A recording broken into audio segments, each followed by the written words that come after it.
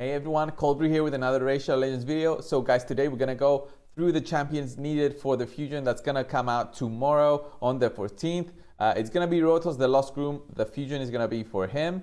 We're just gonna need 4 champions, 4 epic champions, and probably 16 rares, but we don't know the rares yet from the picture that has been leaked throughout Discord and Reddit as well. Rotos, the Lost Groom. Before we get to the video, guys, I want you to go and check out my previous video, the gem giveaway. I'm gonna put up a link for that one, so go check it out. Subscribe if you haven't already, because there's a chance for you to gain up to 540 gems, 4 lucky winners, or 5 if we get to 4.5k.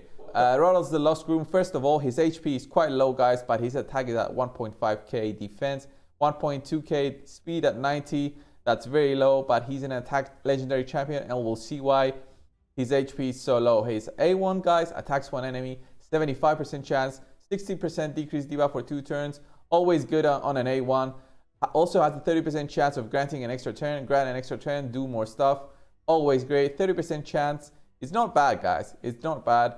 4 books, just increase his damage, do nothing else. So that 75% chance won't increase with any more books. So his A2, guys, this is the one I really like. It's a new kind of move that we have in a game. Attacks one enemy, decreases the target's max HP by 20%, then adds that HP to this champion's own max HP. So you basically steal it from the enemy, and this only can be your max HP can only be increased by 60,000. Cannot decrease a single champion's max HP by more than 60% in one battle. So if the enemy has like 100,000, he's not gonna drop less than 40,000 max health. Cannot increase this champion's max HP by more than 60,000. Okay, so he's gonna have at least 71,895 HP. This is without any kind of gear, guys. And his attacks, I think, are all based on attack and HP.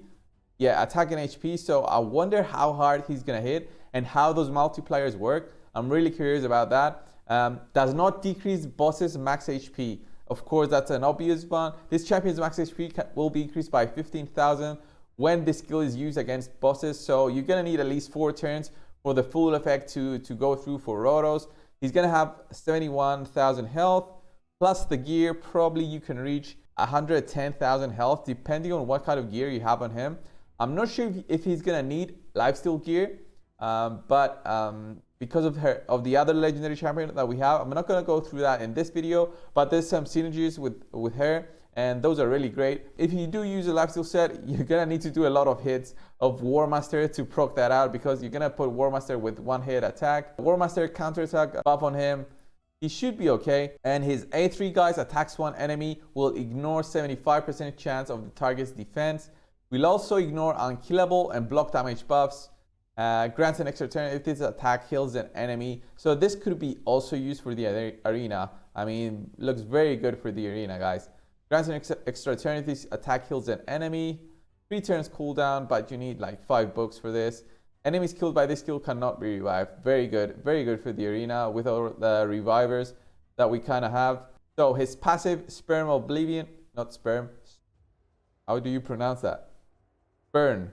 Spurn Oblivion will decrease damage from a single enemy hit, so that incoming damage will not exceed 50% of the champion's max HP from that hit. Yeah, this looks very cool. This looks very cool for the arena, the dungeons, but it's not gonna work against bosses. Bosses are still gonna do a lot of damage on him, but the thing is, decrease the damage taken from bosses by 15%, which is nice, but also decrease the damage taken by bosses by 30%. If Tiffy, the Lost Bride, is on the same team. So she's the other legendary that we have. She's a Void legendary, and she's quite good as well. I mean, both of them, I think, in a team would have great synergies together. He's gonna help him out survive, and he's gonna be dishing out the damage. Overall, I really like this fusion.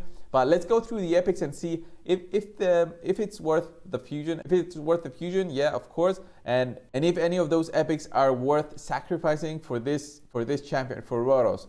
So let's go with the first one. The first one is a Banner Lord. It's gonna be Azure, if I'm not mistaken. I was mistaken before. He's a champion that we had already, so this one is not a new champion.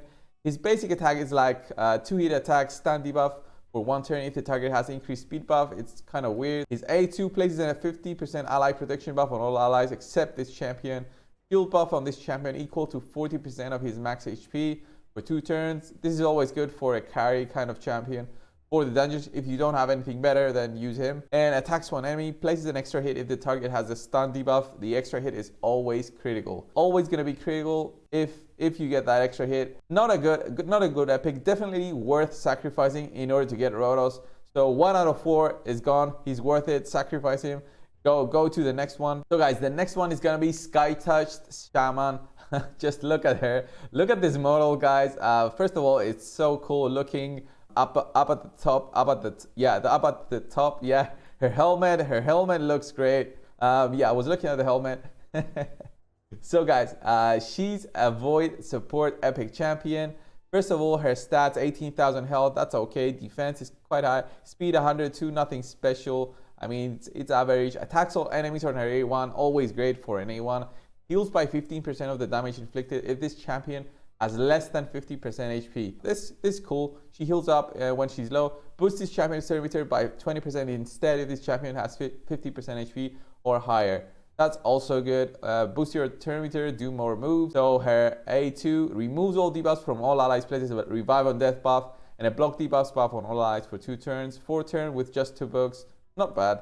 Not bad with just 2 books. And her passive, this one is the weird one, Bloodstained Ritual. Damages this champion by 10% of their max HP at the start of each turn. So each turn she's gonna get hurt. Heals all allies except this champion equal to half of the lost HP. So if you can get her to 50,000, she's gonna do like 5,000, gonna be half, so 2.5k. That seems very low. Even with the books in there, that seems very low. And then after that, places a 30% decreased speed debuff on this champion for 1 turn at the start of each turn. So you decrease the speed on yourself, so you're gonna take less turns. Not sure about that. Then also has a 50% chance of placing a fear debuff on this champion for 1 turn. So if you get feared, you're not gonna do your moves. I don't know what they were thinking. The aura is okay, but her model is really great, but her moves are quite conflicting, especially her passive. I don't like her passive. Yeah, this should change. Remove the negative parts. Her passive on its own is not that great. I mean, Doom Priest is better, right? 7.5%, I think, what Doom Priest does. Depends on how you build her with a lot of HP, not much speed, I guess. I don't know, really depends. So overall, I'm on the fence on her if she's worth sacrificing. If you're really close on getting Rotos, then yeah, I think sacrifice her. Next up, guys, we have Fang Cleric. He's a support epic champion. His spirit, Dark Elves. First of all, his stats, HP, 18k, 1.1k defense, speed. He's the same as the previous one, about his stats are the same. So his A1, first of all, he looks like Spider, the other epic champion. Yeah, first of all, attacks one enemy, 75% chance of transferring 1 random debuff from this champion to the target. Always cool. If he gets debuffs, he's gonna do his A1 and transfer those debuffs.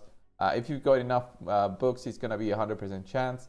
So his A2 heals an ally by 20% of this champion's max HP. Also fills the target's turn meter by 30% if they are fully healed by this skill. Places a veil buff on the target for 1 turn if they're not fully healed by this skill. It's not bad for a 2-turn cooldown. It's a good heal. Like if you give him a lot of HP and speed, it's a good heal, not bad. 20% of max HP. So if you get him to like 100,000, if that's possible, then he's gonna be healing for 20,000. Not bad. Not bad for a heal. So return to the ranks. 6 turns, 4 turns with 2 books, revives a dead ally with 30% HP, builds the turn meter by 30% and places in a kill buff on the target for 1 turn and a 15% continuous heal for 2 turns. This one is great too. I think he's gonna be helpful for the faction wars for sure. For some of the dungeons, if you don't have anything better, this move is very similar to the one Molly has. She revives the dead champion to 50% HP and she does not fill the turn meter, but she does put a block damage buff on them. So that's also good, but no continuous heal. So it's very similar to what Molly has. And his aura, 15% speed. Yeah, that's okay. There are much better champions for speed aura. I also think this guy is replaceable as well. So 3 out of 4 could be replaced. If you're gonna go for Rotos, then yeah, the 3 are gonna be replaced. And then the 4th one, The fourth one is going to be Sepulture Sentinel.